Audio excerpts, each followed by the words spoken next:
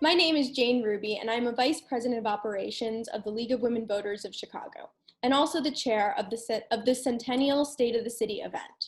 Thank you for joining us for our Centennial celebration. We have a full program for you this evening. In the pre-program, you'll see 3 League videos. The first comes from the State League, and it's a general history of the League of Women Voters. The next is the year in review from the 2018 annual meeting. We thought it would be fun for you all to see one of the 100 years we've been doing our thing. And in the last video, it's also from 2018, and it's a showcase of what the League of Women Voters of Chicago is all about. Our main event will start at 6 p.m.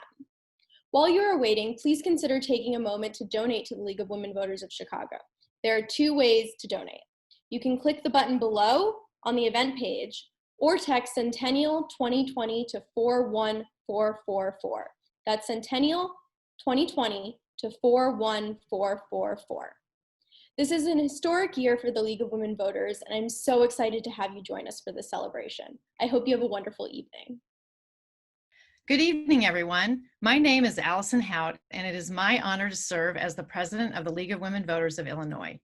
Thank you for joining us for the State of the City event as we mark the 100th anniversary of the League of Women Voters of Chicago.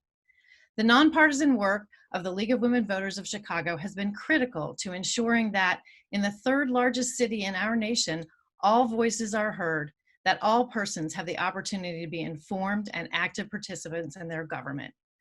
Thank you to the League of Women Voters of Chicago for the dedication and devotion, the talent and the person power, the partnerships across our city to empower voters and make democracy work.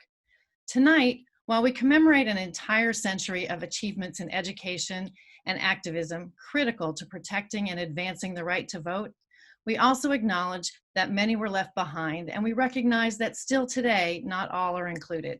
This drives us to sharpen our focus to work tirelessly for equity and inclusion, to continue to work for elections that are free, fair, and accessible to all. As we step off into our 2nd century with the League of Women Voters of Chicago, let's take a look across the 100 years of the League to see the progress and to set our sights on the future. Congratulations, League of Women Voters of Chicago. We know you have what it takes.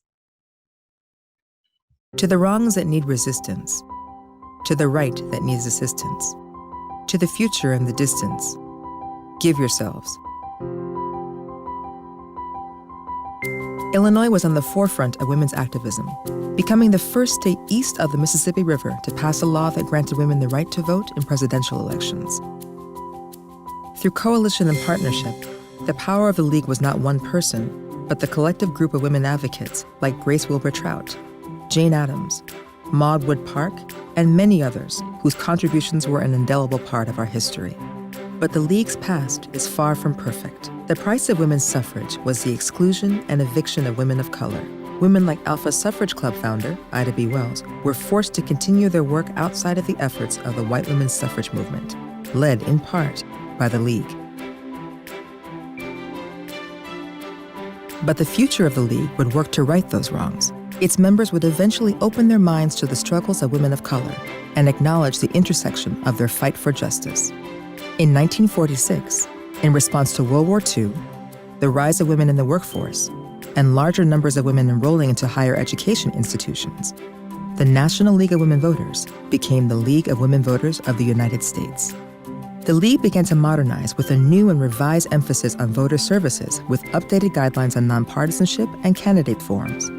Local leagues gained in recognition with only one league in a community, giving more opportunities for stronger local studies, action on every level of government, and tailored response to the needs of each neighborhood. The League took the foundation of its success with the suffrage and women's rights movements to help build coalitions and partnerships with other organizations on emerging issues. In the spirit of common good and community, the League was able to expand its focus and to bring its fight to key legislation and issues like the Voting Rights Act and the Civil Rights Act of 1964. The League was not always at the forefront of every movement, but it was always willing and able to stand in solidarity to right the wrongs of history. The passion of the past continues into the future. Local leagues and their members have continued to fight and stand strong in the role of advocates for informed participation in government. The League has helped to champion Voting Rights Act amendments of 1982 underwriting 150 debates on every level of government.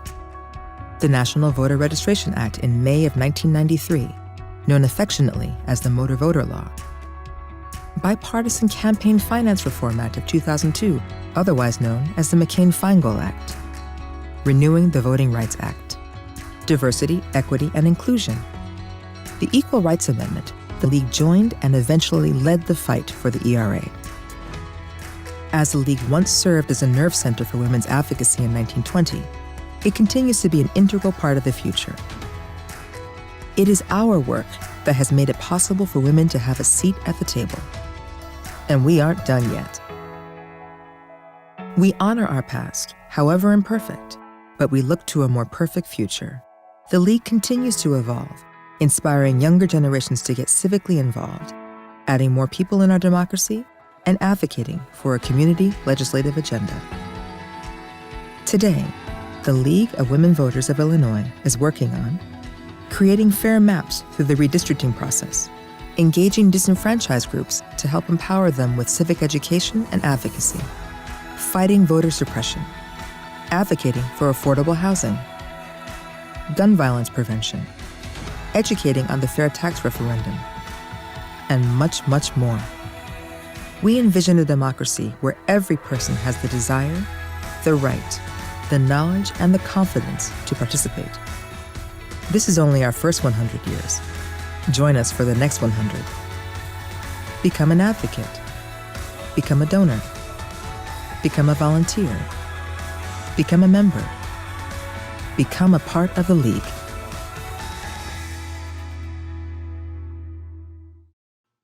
Hello, my name is Matthew Bruyere, and I am the editor and production manager for this show. I had done an internship with the League of Women Voters of Chicago in 2019, and I loved the organization. So when they approached me about editing this, I was thrilled to be a part about it and really excited. What I'm presenting right now is a year in review I made for 2019. It's a collection of photos and events that the League attended. Please enjoy.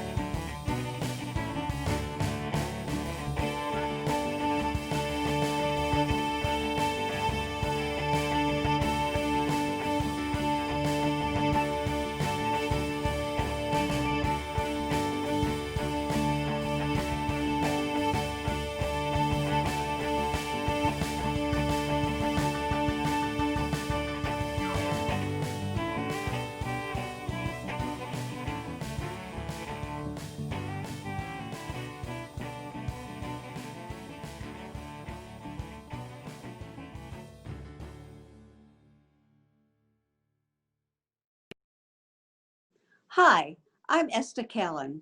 I've been a member of the League of Women Voters for almost 40 years.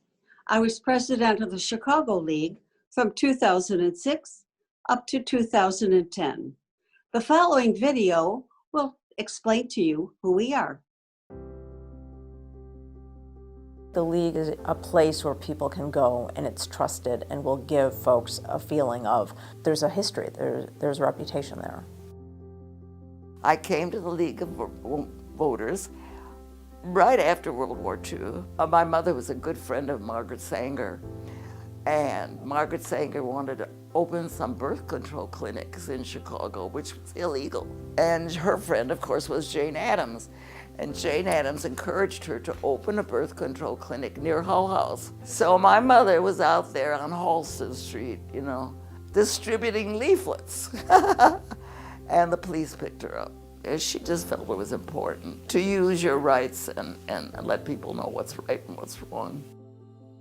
We called the League our graduate school before we went to graduate school. Almost all women who ran for office came out of the League. I had joined because my kids were going to be going to the Chicago Public Schools, which they did. I learned how to read a budget because we looked at the budget of the Chicago Public Schools and got hooked. I'm a retired nurse. My main focus was adequate health care for people. That was something that was important to me, so then after I retired, I joined the League. The first meeting I ever went to was a briefing, and it was absolutely mind-blowing. I learned so much. I've always been kind of a political junkie, and it was a very interesting way to learn a lot about policy. I was 20 and I joined the League. I was with the League for all the time until I became a state representative. And I have been in office during parts of 5 decades and 2 centuries. I recently ran for Congress in the 5th Congressional District. I joined the League last year, a few months after the 2016 election. I'm originally from New York City. It just kind of was a perfect fit for me to have the League as part of, my journey of being in Chicago and, especially learning more about politics in Chicago. This League has 2 arms, so to speak. One arm is voter service, voter registration and providing information before elections and that type of thing. The other aspect, and part of the reason it was founded, was to have people know the issues and to take stands on issues and to lobby. One of the things that I enjoyed the most and was most involved in was the study of the 1970 Constitution for the League in Highland Park. And then I was asked to help run the referendum for the city to adopt the final product. And I went all over making speeches about what was in the new Constitution. One of my goals has been teaching people how to get what they need from government. And we went around the state educating the public. We developed 4 workshops. They were how to lobby, how to run for office, your local government, and your constitutional rights. I remember going to some meetings with members of the state legislature, and representing the League there. In 1984 was a presidential election, and we had PolitiFest. We rented a stage, we had music, so the candidates could stand up there and they had 3 minutes, 5 minutes to talk. Through the course of being involved with the League, I've been all over the city, talking to people about voting. I've actually gone into Cook County Jail with Chicago Votes and done voter registration. And I've also worked on the Ida B. Wells Street renaming project. We ended up having 50 other organizations across Chicago sign on in support of the project. What the League gives you is an opportunity to study, to come to consensus, to truly understand issues, to figure out what a problem is and how then to solve it. Some of the issues that are always there, like schools or public education, that has been there forever, but also housing. Healthcare is one that is from the 1920s. After the 2016 election, we had a dramatic increase in membership, and one of the things is that we were there with a lot of expertise because we had some hardcore long-term members who had been working on this stuff for a long, long time. And so we were able to put people to work right away. I'm not sure that our foremothers knew that we would still be around 100 years later, and I'm not sure that they realized how needed we would still be. Despite all the craziness that can happen in politics, that you still have that fundamental grounding and understanding of like the things that are important, like making sure people are registered, that they understand their rights as registered voters, that feels like a safe space. I joined the membership committee and started talking about diversity. People are thinking about immigration in a different way. People are thinking about religious minorities in a different way. And now we've got this committee, and I'm now working on doing aldermanic forums throughout the city. Because of the growth of membership, we are so much more capable of doing so many different things, and we are doing so many different things. The League is more important than ever. I'm glad to see that so many people have joined it. People have found out about the League of Women Voters.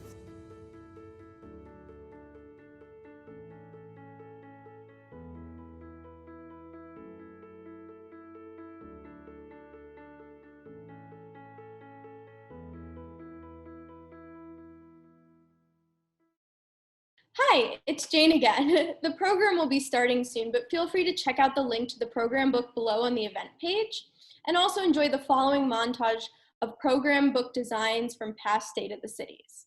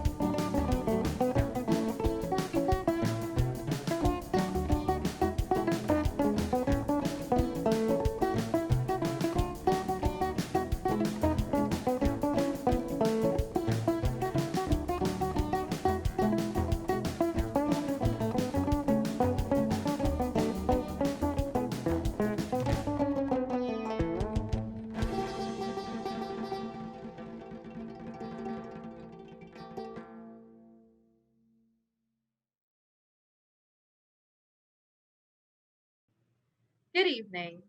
My name is Ann Jamison, and it is my honor to serve as the president of the League of Women Voters of Chicago. I'm thrilled to welcome you to this year's State of the City. Thank you all for being here today to celebrate the League's 100th anniversary. It is especially fitting to hold this celebration here in Chicago, where in February 1920, the League of Women Voters was officially formed.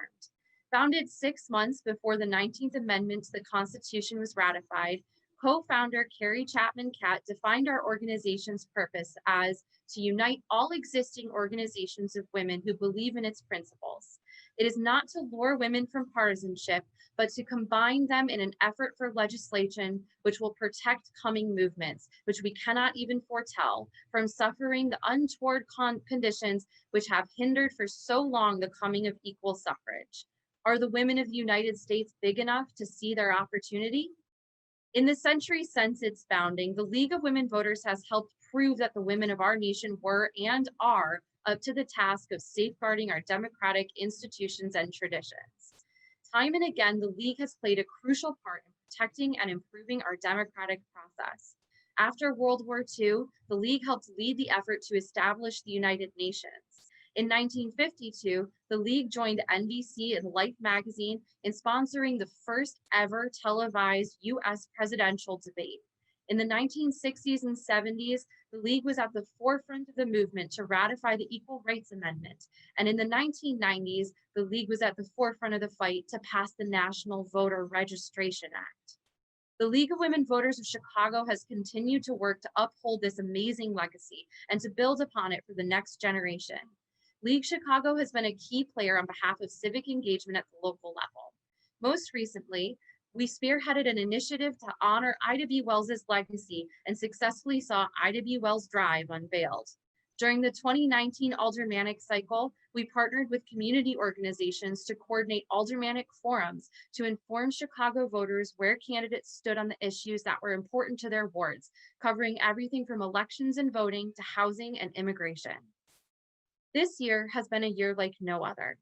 The COVID-19 pandemic has forced governments, civic organizations, and citizens to rethink and redesign voting protocols, sometimes from the ground up, a difficult task at the best of times, but especially challenging in a historic presidential election year. But thanks to the amazing commitment of League members, we've adapted and changed how we reach out to voters. Though it may look a little different on Zoom, our programming has continued to give people the information they need to feel confident when they step into that voting booth on election day or sit down at their kitchen table to fill in their mail-in ballot. Like many of our members, I worked as an election judge this past November. I was lucky enough to be assigned to monitor the ballot box. And as I handed out I voted stickers and saw eyes light up behind masks, I was constantly reminded of the power that a single vote has, and beyond that, the power that an informed voter has. The League of Women Voters of Chicago is a volunteer-run organization, and in order to continue to do the important work of both expanding the electorate and informing it, we need your support. You can donate at any time tonight to help us with our mission by texting Centennial 2020 to 41444. That's CENTENNIAL 2020 to 41444. Over the course of this program, we'll hear from some fabulous and inspiring speakers and journey through the 100 years of League of Women Voters of Chicago. I'll now turn it over to Claire Hartfield, who will introduce the history of the League. Claire is the 2019 Coretta Scott King Book Awards author winner and a 2019 Los Angeles Times Book Prize finalist. Her most recent book, A Few Red Drops, The Chicago Race Riot of 1919, has been honored as a Junior Library Guild Choice, a 2019 Illinois Reading Council Top Book, and a Chicago Public Library Best of the Best Books 2018. She's also an active member of the League. Claire, the floor is yours. Thank you, Anne.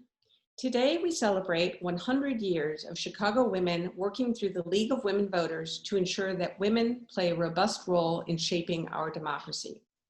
When we look back to the League's founding, we can see that it didn't just come out of nowhere. In fact, since Chicago's beginnings in the 1800s, women of our city have been front and center in the movement, both local and national, for women's rights.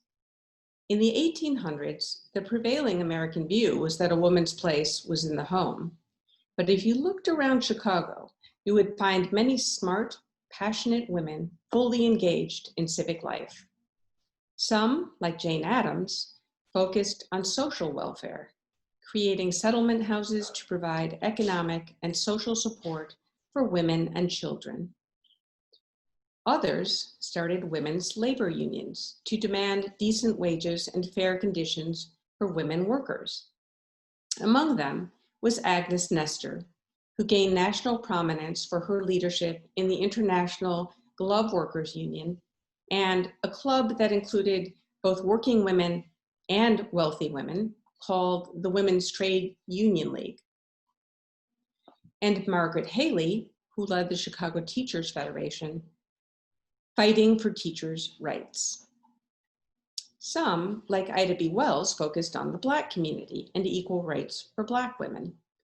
Wells's Alpha Suffrage Club registered thousands of Black women voters and is widely acknowledged as instrumental in electing Chicago's first Black alderman.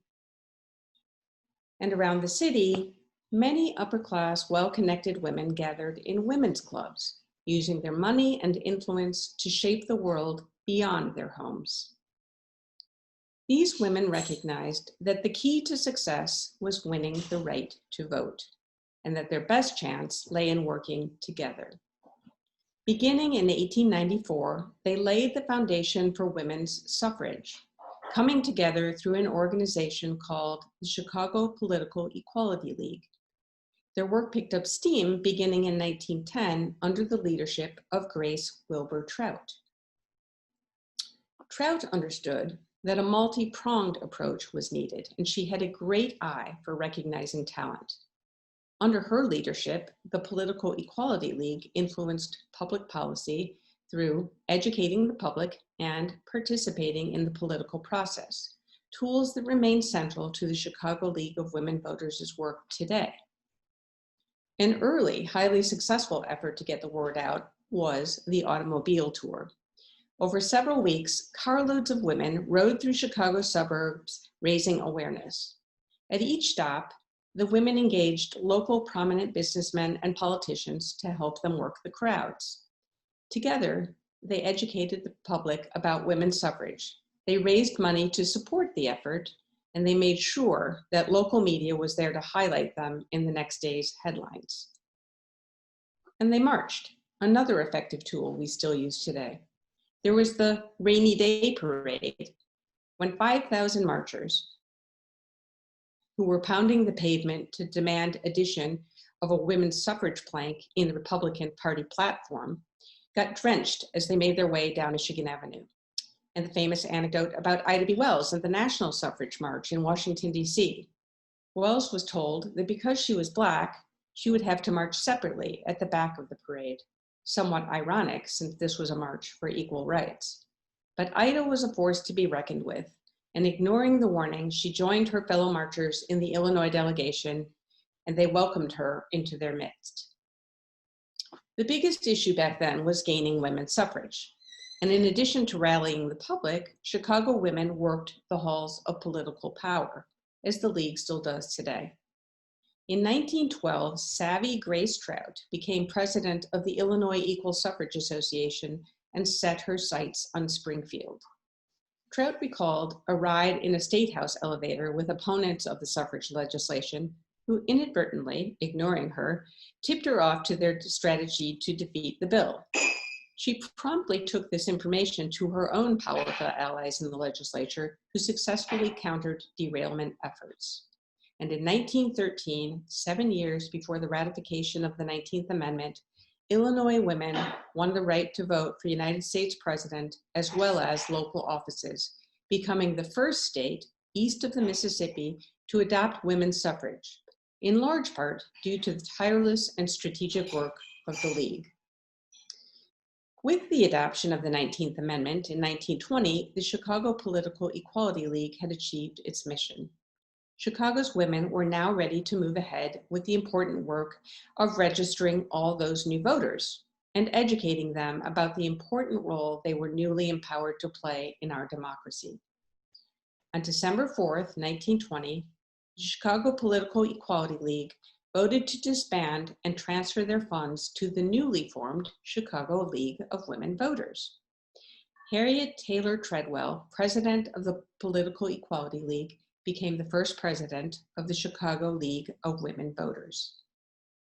Over the years, through education and advocacy, the League has played an important role on such issues as creation of the United Nations, sponsorship of political debates, advocacy for inclusive, accessible voter registration, and most recently in registering thousands of new voters to keep our democracy strong.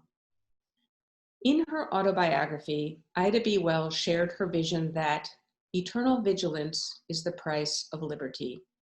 The history of the League of Women Voters is a testament to what we can do when we keep our eye on the prize, reminding us of the power of we the people to shape our democracy.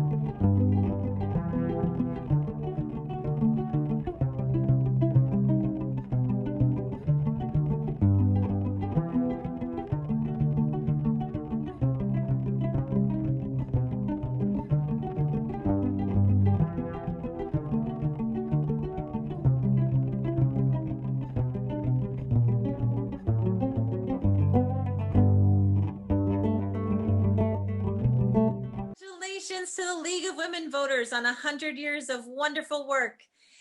We are broad-minded, and we are thrilled to send you our a cappella COVID version of Sister Suffragette.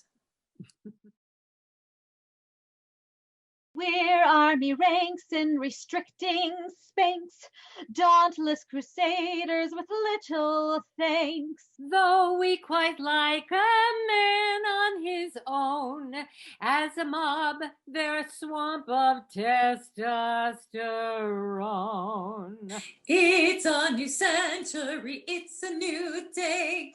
Shoulder to shoulder into the fray. Our grands and moms went there before us. We're adding voices to their chorus. Time's up for patriarchy. From RBG to Stormy D, we're fed up with hypocrisy. Each slimy sleaze from coast to coast will choke on his own grabbing boast. Me Too means I'll stand by you, marching side by side. Sisters, we will see this through together and with pride. No more silence, the moment is prime. Like Queen Maxine, we're reclaiming our time. Stand up with virtue and vote today. Shoulder to shoulder into the fray. Our grands and moms went there before us. We're adding verses to their chorus. Time's up. Time's up. Time's up for patriarchy. Congratulations. Yay! Good afternoon. I'm excited to be here to celebrate the 100th centennial birthday of the League of Women Voters. I'm Mahalia Ann Hines. I'm a 35-year educator. I also had the privilege of sitting on the Board of Education for 8 years. I am currently the president of the Common Ground Foundation and a member of the Board of Directors of the Obama Foundation. How excited I am to be a part of this celebration, even if it's a tiny part.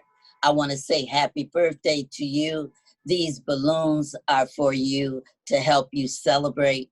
I also want to say congratulations to all of the women and the things that you were able to do this year in order to get out the vote.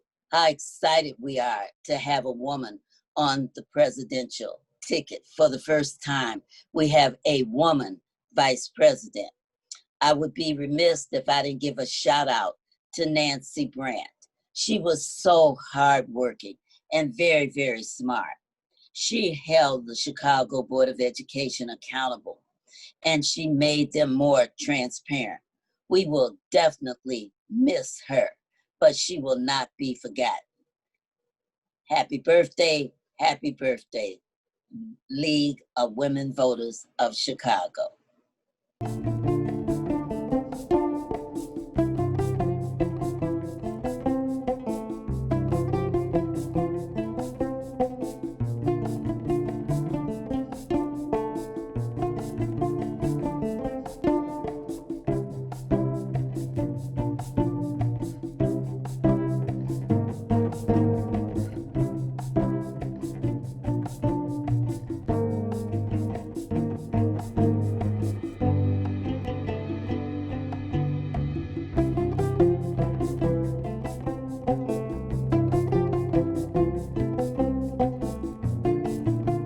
Good afternoon.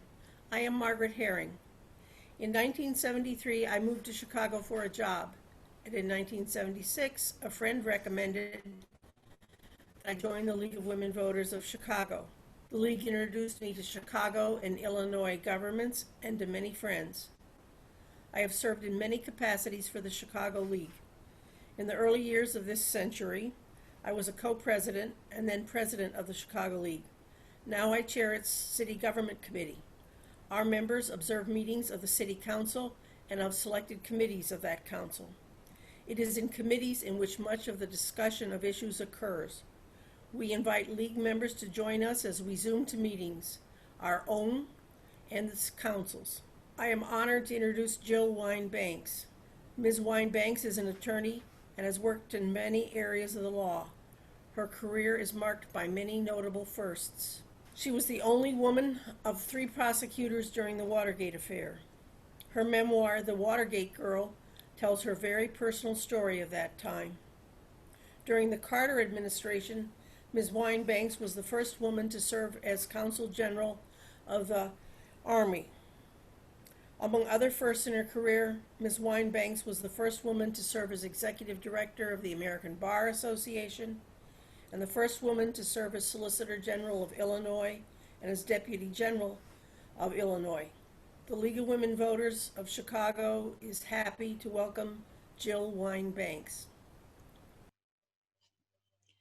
Thank you, Margaret, for that wonderful introduction. I'm really pleased to be here. The League of Women Voters of Chicago was formed in 1920 to help women take a larger role in public affairs after they won the right to vote. That means it's your 100th anniversary, along with that of the 19th Amendment. So I had to start with wishing you both a very happy 100th anniversary. And tell you how excited I am to be here to celebrate that anniversary and all the advances that you've helped make possible for women in politics. And that includes our new Vice President-elect, soon to be our Vice President, Kamala Harris. You've been a key player in enhancing the power of women, so thank you and congratulations on that. Tonight, I've been asked to talk about transparency in government and its importance to you. That's a topic that means a lot to me, as well as to your own organization. I'm on the board of the Better Government Association, which is why I'm wearing this BGA pin. And I also chair the Policy Committee. Transparency in government is a chief focus of BGA's mission, so I'm really glad to have the opportunity to talk about it with you tonight. But my interest goes back long before I joined the board of BGA. It goes back to my Watergate experience, where I saw firsthand the dangers of campaign finance with no transparency. Let me explain why I'm saying that. First of all, let me remind you that Nixon's Committee to Re-elect the President, known as CREEP, paid for the break-in with cash that was kept in safes in the White House and at CREEP headquarters, safes that overflowed with money from secret donors. Secondly, not only could donors be secret, but there were no limits on how much money they could contribute. That led to having too much cash, in my opinion, and as a result, they didn't have to think about what they were spending the money on. When Attorney General Mitchell, who later became the chief officer for the committee to re-elect, was presented with the opportunity to commit this break-in, he approved it. He didn't care that it was going to be spending maybe $250,000 to $500,000. The original budget was $1 million, and all he said was, well, that's too much money. Cut the budget and we can do it. He didn't think about it being illegal, and he didn't think about whether he had enough money. He knew he had tons of money available. Had he not had that excess cash, I think there wouldn't have been a break-in. So I start with the perception that having transparency is really important, because if that money had been transparent,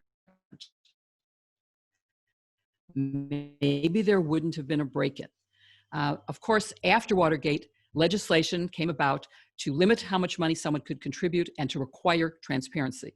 Unfortunately, Citizens United, the Supreme Court case, completely undid all of the Watergate reforms, something that I hope the new administration will take into account and consider going back to what we had before. Now, I'd like to move on to some more current examples of why transparency in government is so important. And before I actually get to the real topic, I just want to say, I mentioned I'm wearing my Better Government Association pin, but I considered wearing one of these other pins. I considered wearing one that showed breaking the glass ceiling, because you at the League of Women Voters of Chicago have helped to make it possible that we could have a vice president-elect who is a female. And that's one of the pins I thought about wearing. But the other is an original suffragette pin, which said votes for women. And that, to me, is a lot of what you stand for. So let's talk now about why transparency is important to democracy.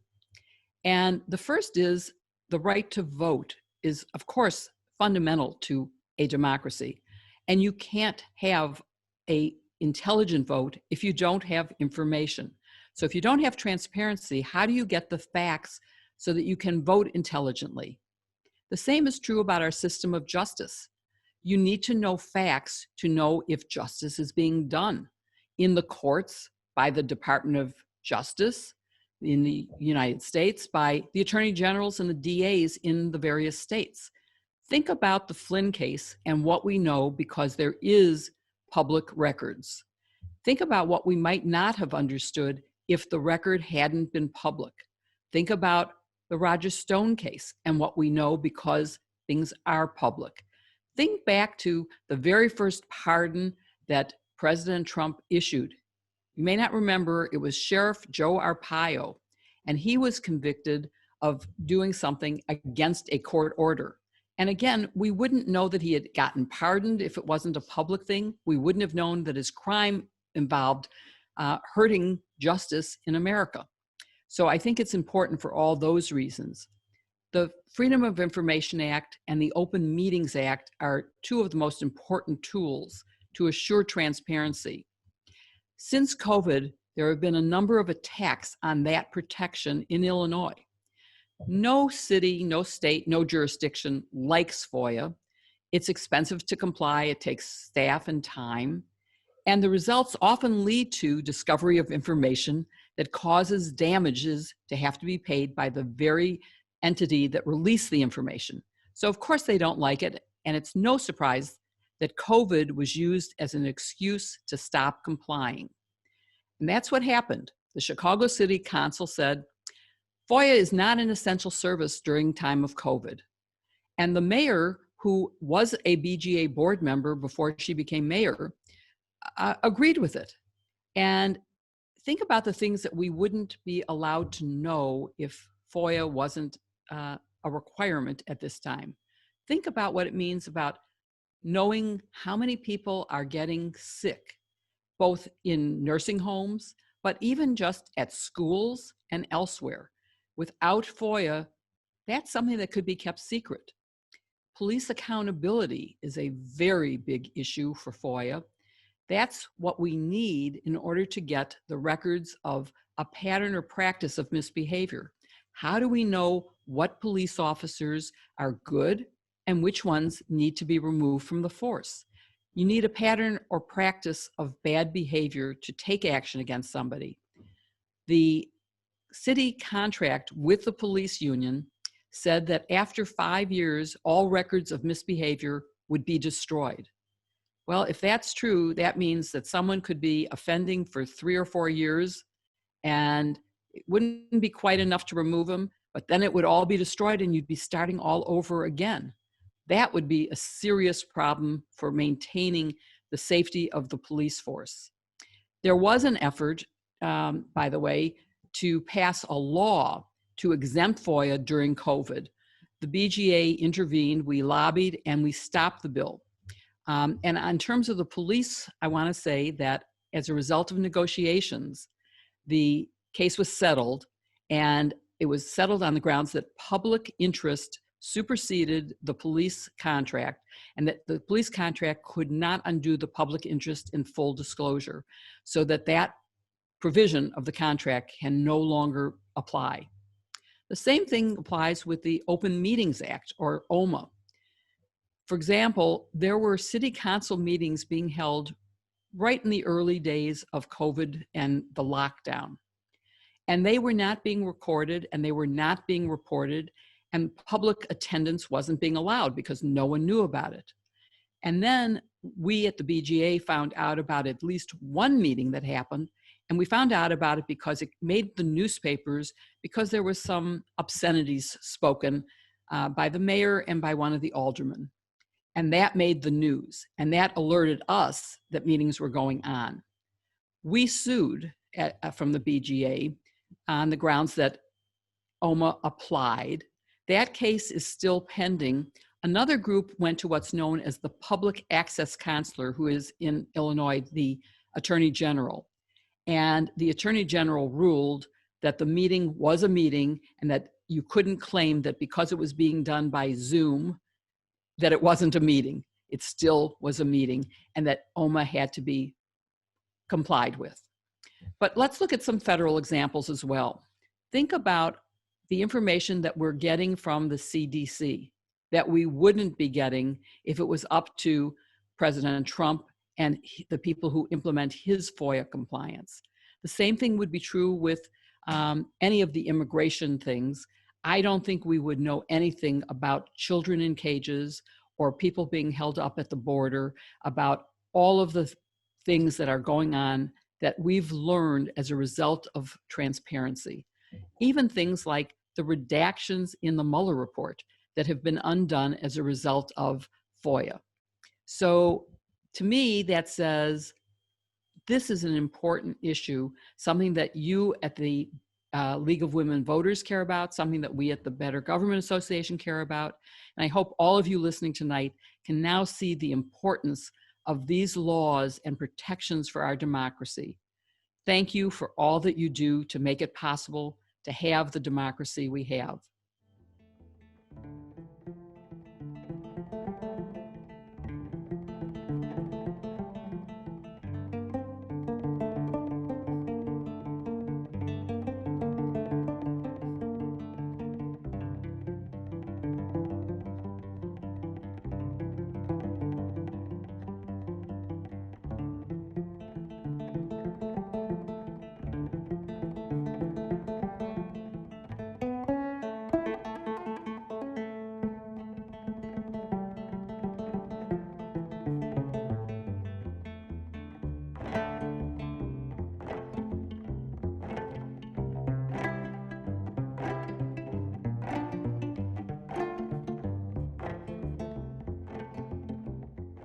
Hello, I'm Tony Preckwinkle, President of the Cook County Board of Commissioners. I'd like to congratulate the League of Women Voters on a very special milestone, their 100th anniversary. This is an achievement to be extremely proud of, a century of good work. This year also marks the 100th anniversary of the passage of the 19th Amendment, which guaranteed and protected women's right to vote. It's fitting that both of these centennials occurred in a presidential election year, which saw record voter turnout as we elected the first woman vice president, Senator Harris. This work would not be possible without organizations like the League of Women Voters mobilizing their communities and upholding the values of our democracy. It's always been a privilege to work with the local chapter of the League of Women Voters, and I look forward to the good work ahead. Thank you.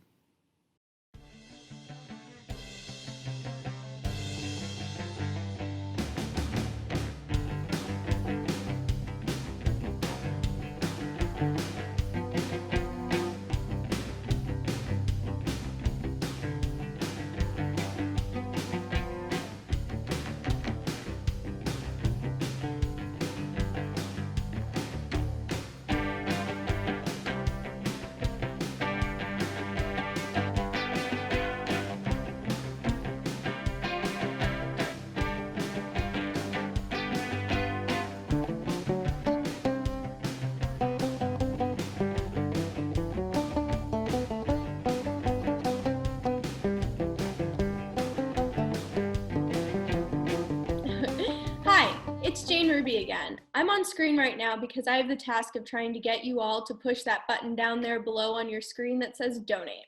This is a fundraiser, and we're trying to raise much needed funds to keep all the good work going. Just for your entertainment, however, I thought I might mention something fun. The overarching theme of our program is then and now, and I just wanted you to see what they were doing back in 1970 to raise funds during the 50th anniversary of the League. Yeah, as you can see, they put up a suffragette and they said they would strip the suffragette as you gave money. I think it's hilarious. Actually, I really can't believe they did that. But there's a certain cheeky spirit that is consistent with the history of the suffragist movement and beyond. But I do have to say one thing about what they were doing. Back then, they were trying to raise millions of dollars, while we would love to get $100,000. Just $100,000, $1,000 for every year the League has been in existence. Now we hope we can start our next 100 years with $100,000 that'll keep us going for some time.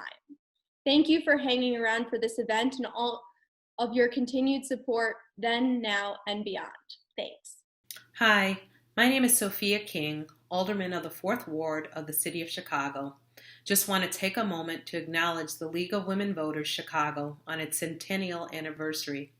I especially want to let them, and all of you, know how grateful I am for their role in renaming Congress Parkway to Ida B. Wells Drive.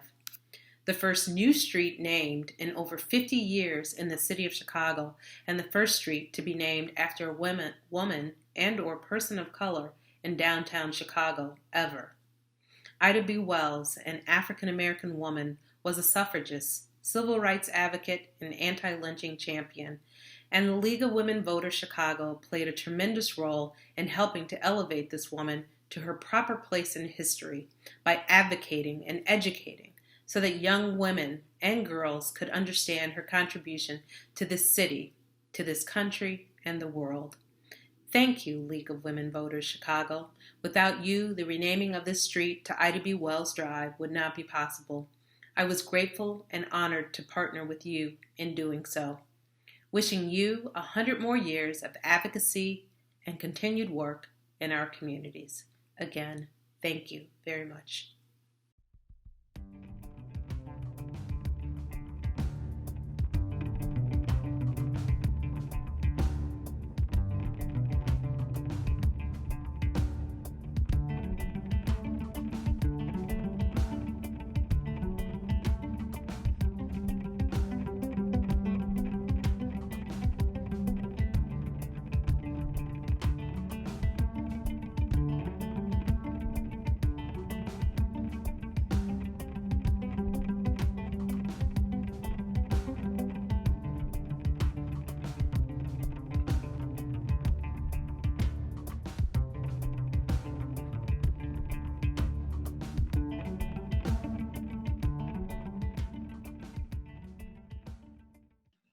Hello, I'm State Senator Robert Peters of the 13th District, And let me first start off by saying happy 100 years to the League of Women Voters of Chicago.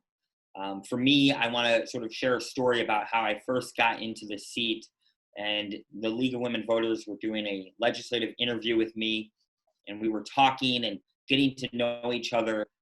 Specifically, it was about an issue involving IDs for young folks, particularly young folks of color. And we found a connection, a sort of bond, because for me personally, I care deeply about issues of DCFS and our youth in care. I'm adopted.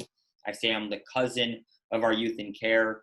And so there was this connection of saying, when it comes to youth coming out of, foster care and the system, they have trouble getting the services they need. And that's something usually most people don't advocate for. It's people who are usually forgotten.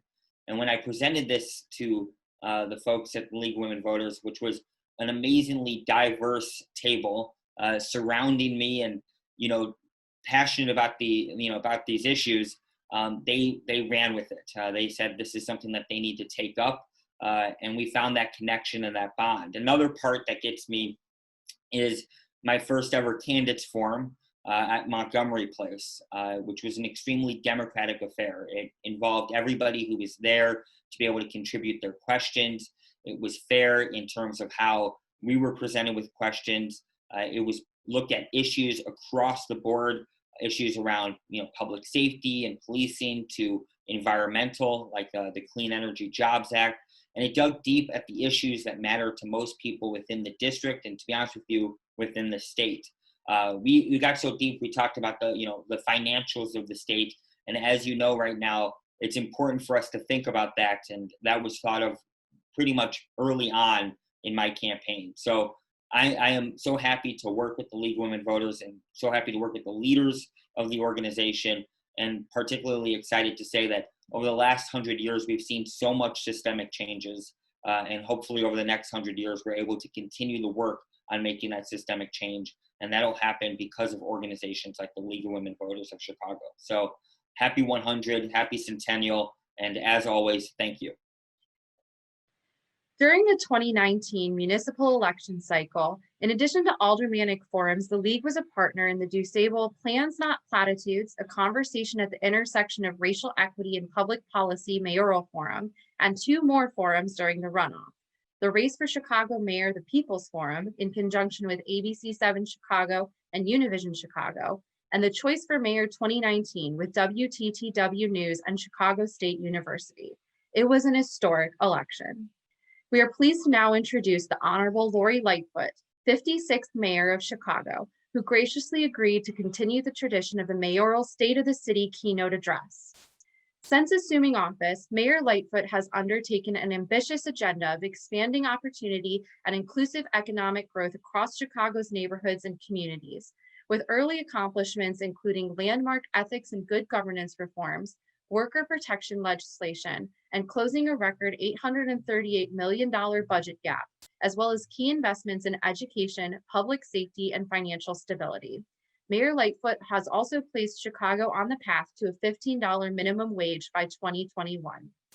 In response to the unprecedented COVID-19 crisis, Mayor Lightfoot has led a coordinated citywide response across government, business, and community organizations to effectively address its spread and broader public impact, including the creation of the Racial Equity Rapid Response Team, the COVID-19 Recovery Task Force, and other actions. Please welcome Mayor Lightfoot. Hello, everyone. I'm Mayor Lori Lightfoot, and I'm honored to be this year's keynote speaker for the League of Women Voters of Chicago's State of the City Centennial Edition. We are meeting during a time like no other, one where COVID-19 has stripped away our sense of normalcy, taking the lives and livelihoods away from too many of our residents, and continues to demand our city find new ways to protect and provide for our most vulnerable communities. During this time, however, we've also been forced to reckon with the deadly consequences of police brutality and systemic racism following the murders of George Floyd and Breonna Taylor, among too many others. Events which have pricked our collective consciousness to the hard work we still need to do to create a country where Black people and people of color can live their lives safely and free from fear, and have every opportunity to realize their full potential and exercise their God-given right to simply live their lives. Though the events that have occurred over the past 8 months have exposed the fault lines of our city and society, they have also encouraged us to ramp up our efforts to eliminate systemic inequity once and for all. This work must start within our institutions, many of which have been designed to stymie or prevent the success of minority groups for far too long, leaving them without critical foundational supports such as educational and employment opportunities, along with access to safe and affordable housing, healthcare, upward mobility, and so much more. Just as Dr. Helene Gale, CEO of the Chicago Community Trust, has pointed out previously, the racial and ethnic wealth gaps we face cannot be fixed with a single policy or program. Instead, we must work to create a multifaceted, systems-focused approach that will look at the problems our residents face and implement informed, holistic solutions. I'm proud to say that this approach has been that of my administration at our core since day one, and has only increased since COVID-19 came to our city because we've chosen to embrace this crisis as a once-in-a-generation opportunity it is to right the systemic wrongs fully and completely now. For starters, we've doubled down on our work with initiatives such as our signature and neighborhood development program, Invest Southwest, which brings government, business, philanthropic, and of course community leaders together to draw out the untapped potential of our city's neglected south and west sides, and gives Black and brown residents the resources and support they need to rise above the impacts of generational poverty and disinvestment. Despite these challenges COVID-19 has presented, Invest Southwest has been the organizing force behind multiple projects already completed or underway.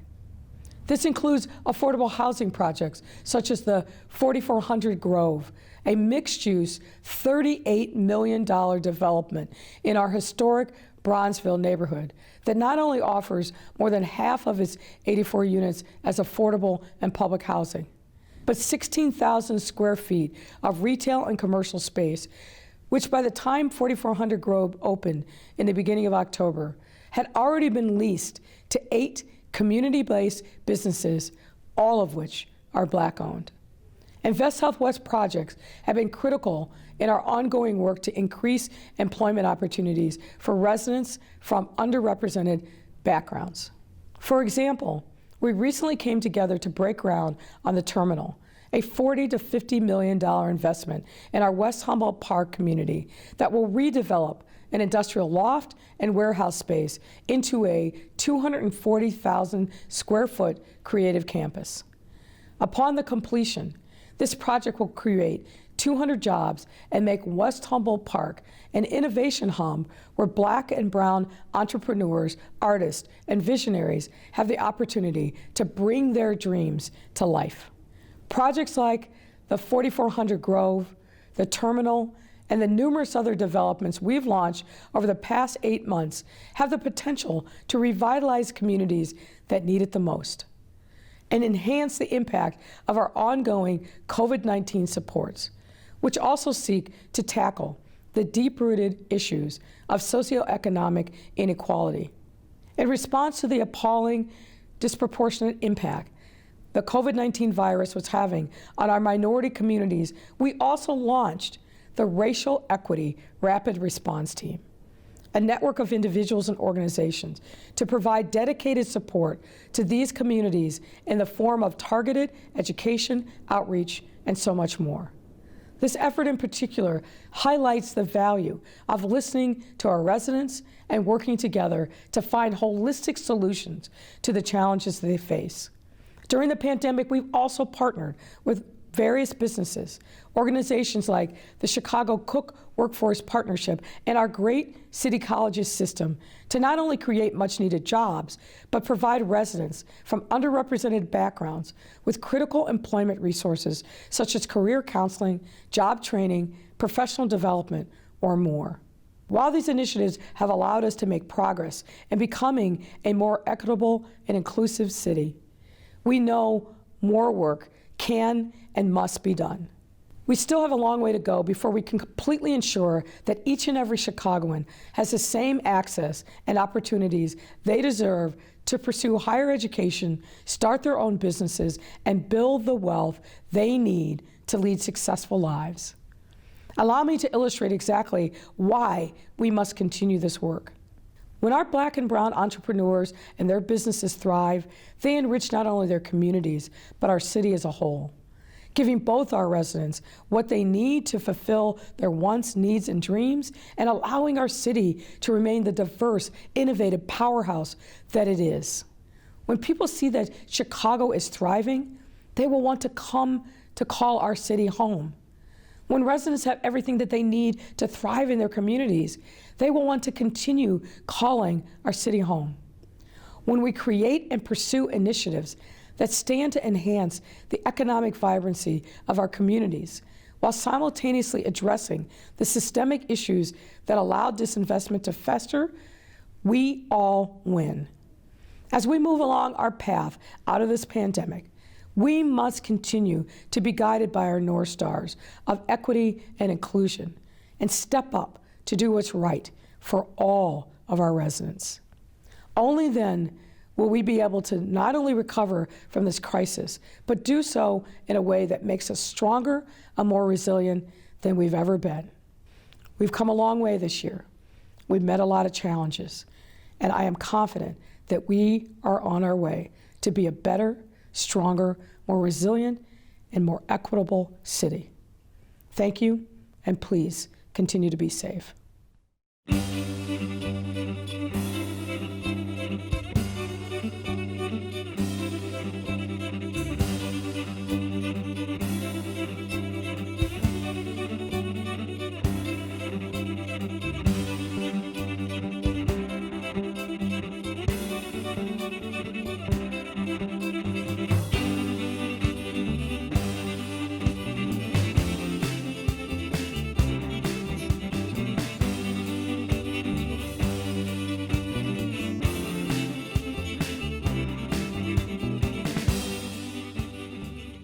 I'm Barbara Flynn Curry, and I congratulate the League of Women Voters of Chicago on 100 glorious years of citizenship, of civil responsibility.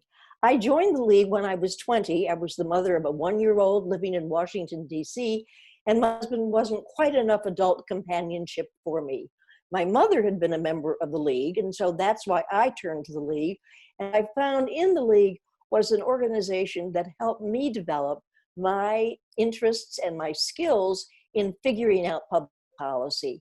We were looking at that time at the question, what should a sales tax encompass? And at that time in Washington, D.C., and still in the state of Illinois, we taxed goods. We taxed the lawnmower, but we didn't tax the lawn care service. So that was the kind of we talked about. And what's great about the League is that it's a bottoms-up organization. We decide what the right answer to important public policy questions are. At the same time, of course, we continue our commitment to empower voters, to empower it, and to make sure that our democracy works. When I came to Chicago, I immediately transferred my membership to the Chicago League of Women Voters. And in fact, I became a vice president of the Chicago League, and I was the editor of our monthly newsletter, The Chicago Voter. Gave me what it took for me to figure out how to become a politician. I eventually ran for state representative, and it was the work that you gave me through the League that made me feel confident to the task. You showed me how to look at public policy, how to read about public policy, how to make the right decisions. I eventually became the first woman to hold the job of majority leader of the Illinois House of Representatives, and I give great credit to the League because it was all your work that made that happen. So here's to the first 100 years, and let's talk about the next 100 too. Congratulations, Chicago League of Women Voters.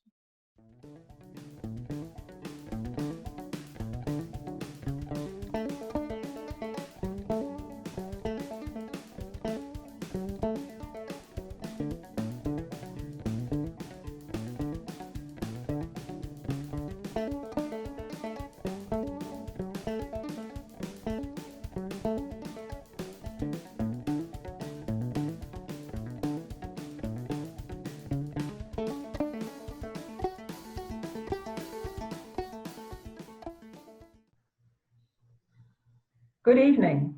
I'm Helene Gabelnick, League of Women Voters of Chicago Voter Service Chair.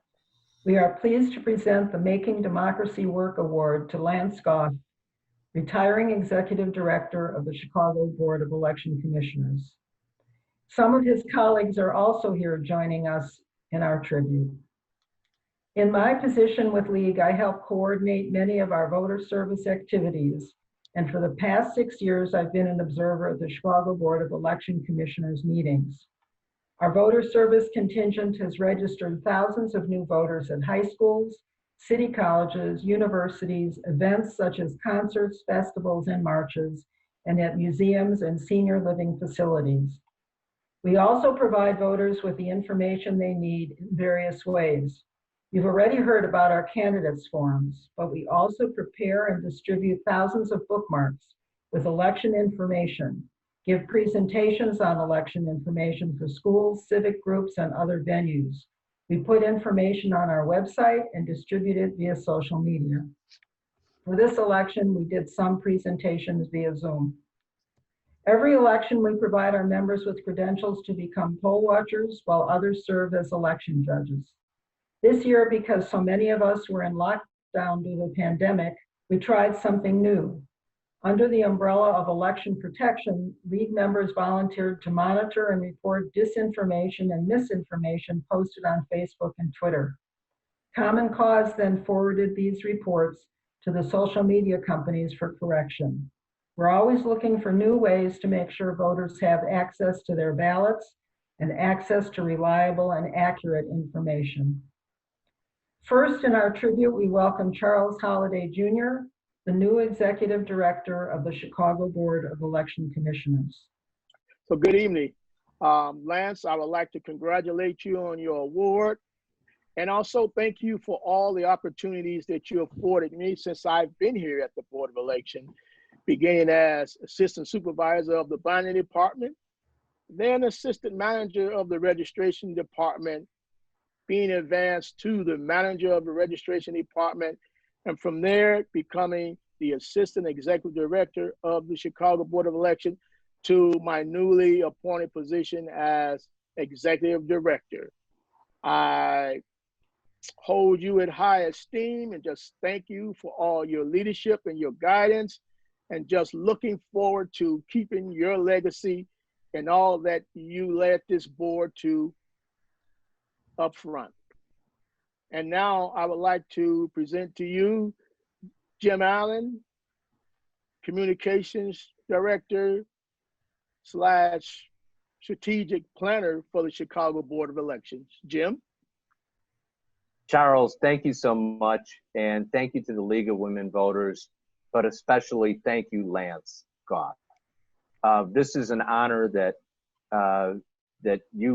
you've deserved for many years, and it's great to see you receive this tribute as you're finishing up one of the most miraculous years in an otherwise stellar career, serving Chicago's 1.5 million voters, and also being one of the top election administrators, one of the go-to people who are considered one of the leaders in fair, transparent, and secure election administration, not only in the United States, but around the world.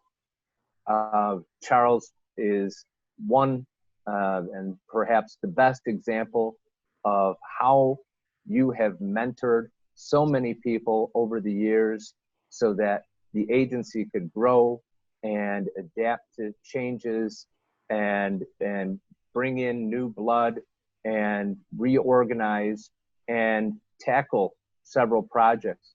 Just to name a few: election day registration, automatic voter registration, electronic poll books, advancing us through 3 different generations of voting equipment, and providing some of the most secure and transparent elections so that even in close contests that resulted in recounts, the records held up to the closest and tightest of scrutiny. It's been a pleasure to serve beside you as we tackled all of these issues. And I want to thank you for your guidance, because you always had an open door. You always had an open mind. You always had a light touch. You always counseled us to be patient and to help evolve the system so that change, real positive change, could happen. And you were stingy when it came to criticism, but generous when it came to compliments and praise of your staff. You shared the successes of the board and always recognized all the people who you were bringing up behind you. You're leaving the Chicago Election Board 1,000 times better than it was when you first arrived more than 32 years ago, and even before then in a prior service, before you were executive director. So on behalf of the Chicago voters and behalf of the League of Women Voters, thank you again. This is an honor that's well-deserved. And with that, I'd like to turn it over to Betty Magnus, a longtime friend of the board and colleague, and a board member with the League of Women Voters of Chicago. Thank you, Jim. May I begin by saying what an honor it is to present this award to my friend of over 30 years, Mr. Lance Gall. I met him through Alice Tegay, fondly called the Queen of Voter Registration. After she passed, I continued working with him as he constantly strived to make voting easier and better for Chicagoans. Part of that struggle was with the League working to gain voting rights for pretrial detainees in county jails in Illinois. They are incarcerated persons not yet convicted and therefore eligible to register and vote. Last year in August, when the governor signed SB 2090, giving them not only the right to register, but a polling place in the jail, we at the League were overjoyed.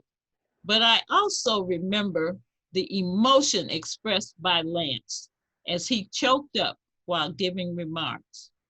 It had been a long time coming, and his passion for the voters of Chicago was evident. As a result, this past November, our election totals contained the votes of over 2,500 inmates at Cook County. I am so happy to present the League of Women Voters 2020 Making Democracy Work Award to Mr. Lance Gall, Executive Director of the Chicago Board of Election Commissioners. Thank you for all you've done in over 40 years at the board. Hello, everybody. It is an honor to be here to get this award from the League of Women Voters. The League of Women Voters has been very important to the Chicago Board of Election, and especially to me. You know, you need an advocacy group to look over your shoulders and make sure you're doing what's right and to tell you what's wrong. And the League has done that. And if it wasn't without the League's help, we wouldn't be where we're at today. Right now, I was told that the Chicago Board of Election, the EAC is going to give an award to the Chicago Board of Elections for the type of work we've done for this election. You know, I'm retiring at probably the worst election the city has ever seen, in the middle of a pandemic, in the middle of a presidential election where there's been a lot of controversy. And without the League's help, on a constant visual, making sure we're doing what's right, we wouldn't be there right now. So many people I need to thank in doing this that have been behind me for they said 42 years I've been with the Chicago Board of Elections, 32 years as the executive director. I've been, because of what I do at the Chicago Board, I've been recognized at places around the world. As president of IACRI, I went to Plymouth, England, and spoke there. I've been into Albania twice for election assessments. I've been to Hong Kong when that switchover happened. I've been to South Africa when they're talking about putting electronic voting. There's so many places. I've been in South America, all over the United States. As president of IACRI, we had conventions in almost every single state. And it's been a great ride. And I just want to thank everybody for all the help. And just to let you know, I haven't passed on. I'm moving to greener pastures because of this. I hope to help out all the advocacy groups and be part of them. There's so many things that I take my job 1,000%. I'm supposed to be non-political. I'm supposed to be nonpartisan, and I've done that. Well, now it's time that my voice can be heard, because there's so many things that I think we need to concentrate on that I have to step out of this office in order to say. So you will be hearing from me. I'm not going to keep my mouth shut. I want to thank the League of Women Voters for everything you've done for me, and all my friends, Helena, Betty, Jim Allen, Charles Holliday. Charles Holliday is the perfect person to take over this position. He's been here for, God, I've been with Charles for over almost 30 years. And he's a gentleman who will listen to the advocacy groups, and will act on that. The one thing that Harold Washington told me when I took over this position, he said, Lance, if you take care of the community will take care of you. And those are words that I've lived by. And I just want to thank the League of Women Voters for everything. You've been not only a great partner, but a friend to this agency, and a definitely friend to me. Thank you very much, and God bless. Hi, my name's Genevieve Fears, and I would like to wish you, League of Women Voters, a very happy birthday.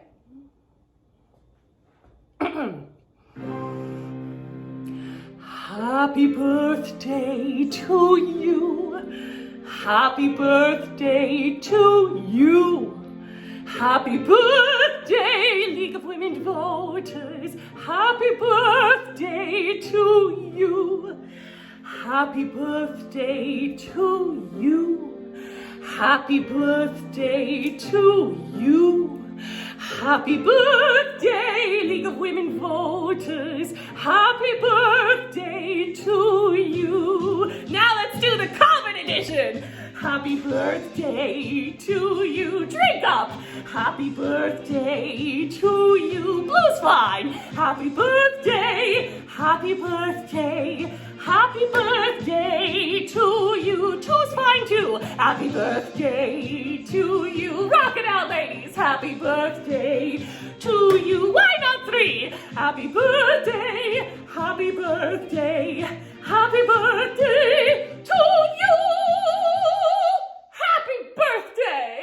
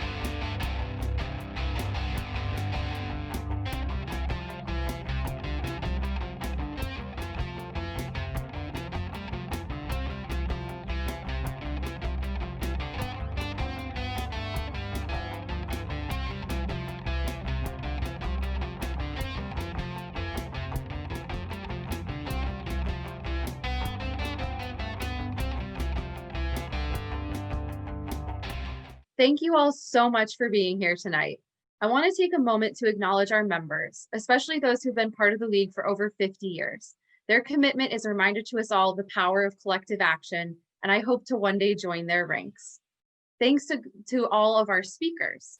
I hope you all found in them a renewed sense of dedication to the democratic process that underpins both our country and our work as an organization. As a reminder, we need your help to continue to do the crucial work of making sure that everyone who has the right to vote is registered and can vote informed.